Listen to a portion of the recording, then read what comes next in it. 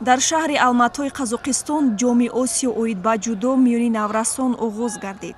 Дар ин мусобиқа Тоҷикистонро 7 варзишгари наврас дар 7 категорияи вазнӣ муаррифӣ менамояд. Меҳроҷиддин Гадоев дар вазни 50 килограмм дар даври якум бо Шодиёр Шавкатов даст ба гиребон шуда бо имтиёзи иппон шикаст хӯрд ва аз идомаи рақобатҳо бенасиб монд. дар вазни 55 кило Лоиқ Қутбуддинов дар даври якум бо Азизбек Олимови узбек рақобат карда нахуст вазари дарёфт. Сипас фаъолиро идома дода ҳарифашро ба тахта пӯш зад ва бо имтиёзи иппон зафар ёфт.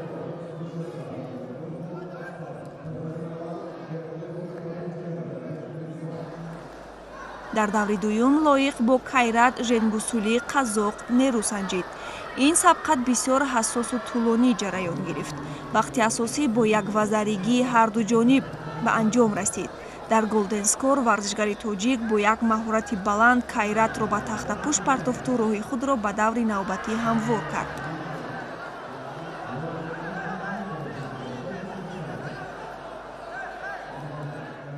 дар даври сеюм Лоиқ Қутбуддинов Арслонбек Юсупбоевро ноком намуда ба даври чорякниҳоӣ баромад. дар ин марҳила варзишгари тоҷик Амирхон Низоматдиновро низ бо имтиёзи иппон мағлуб намуд.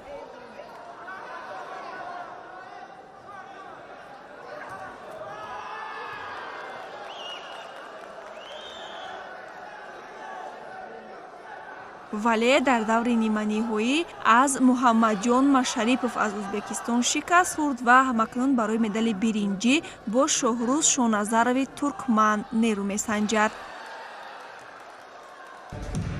дар мубориза барои нишони биринҷӣ Лоиқ тавонист ки фаъолӣ нишон дода ҳарифи туркмани худро мағлуб намояд. довар барои ҷудокори туркман се шида нишон доду Лоиқро дастболо эълон кард. ҳамин тариқ Лоиқ аввалин нишони биринҷии ҷоми Осиё миёни наврасон дар соли 2023-ро ба хазинаи дастовардҳои варзиши кишвар ворид намуд. дар вазни 66 кило Ворис Назаров Иброҳимҷон Раҳимҷонови узбекистониро бо як вазарӣ мағлуб карда ба даври сеюм баромад.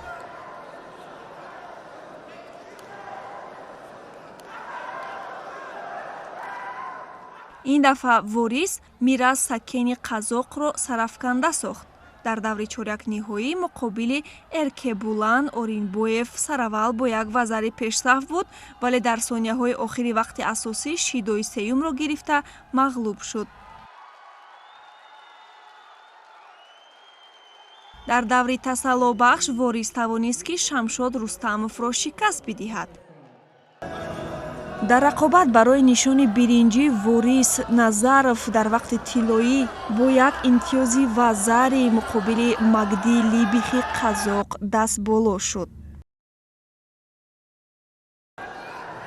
ҷудокори дигари тоҷик Аминҷон Абдуҷалилзода дар вазни 73 кило рақобатро аз даври дуюм бо варзишгари узбек Миродил Тургунов шурӯъ карда дастболо шуд.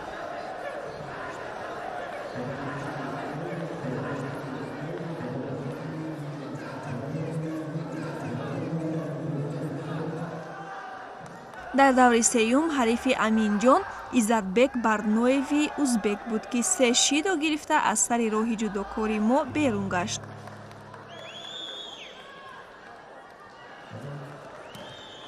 дар даври чорякниҳоӣ мутаассифона Абдуҷалилзода аз Азамат Облоқулови узбекистонӣ ноком гардида.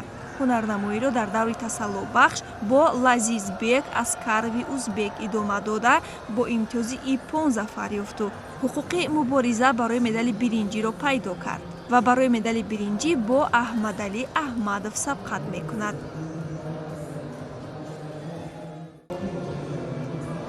дар ин рақобат Аминҷон дар вақти тиллоӣ бо имтиёзи вазари муқобили Аҳмадалӣ Аҳмадов зафар ёфт ва нишони сеюми биринҷиро барои Тоҷикистон дар рӯзи якуми мусобиқаи ҷоми Осиё ба даст овард.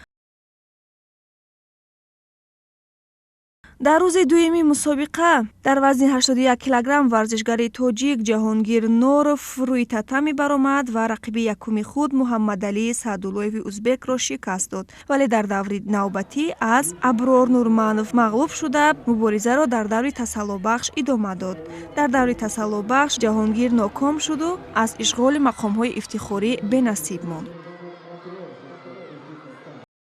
ورزشگری دیگری تاجیک فرهمند استوپیرов از رقیب یکم خود منصور رحمتالله شکست خورد. با همین ترتیب منتخب جودوی نورسانی تاجیکستان جام آسیا 2023 را با 3 مدال برنجی به انجام رسانیدند.